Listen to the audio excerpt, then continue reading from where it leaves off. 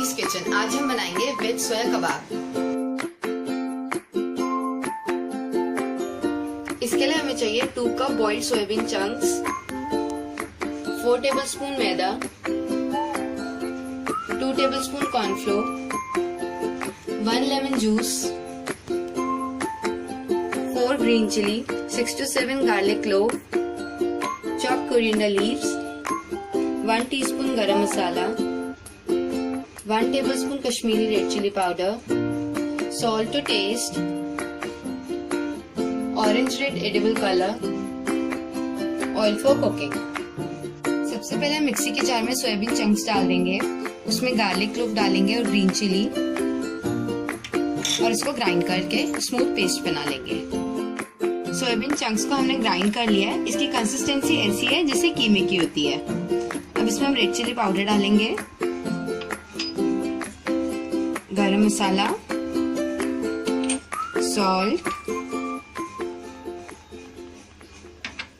Lemon juice, coriander leaves, cornflour, maida, pinch of edible color।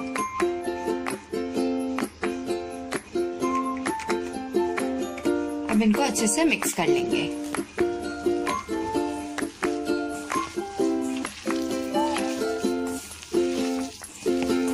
इसको हमने अच्छे से मिक्स कर लिया। अब इसमें हम 1 टेबलस्पून ऑयल डालेंगे,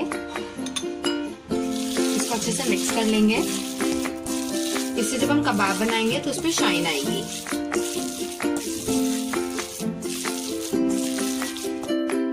अब इसमें हम कबाब की शेप देंगे।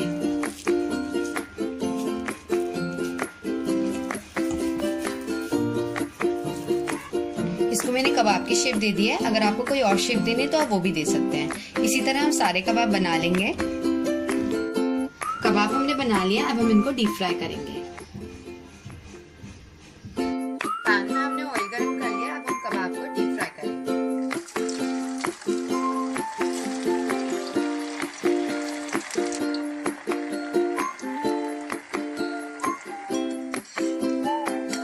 फ्राई कर लेंगे।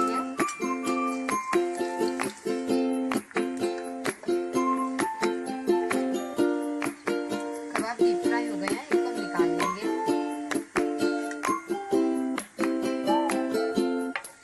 इसी तरह हम सारे कबाब को फ्राई कर लेंगे। कबाब फ्राई हो गए हैं, अब हम इनको सर्व करेंगे।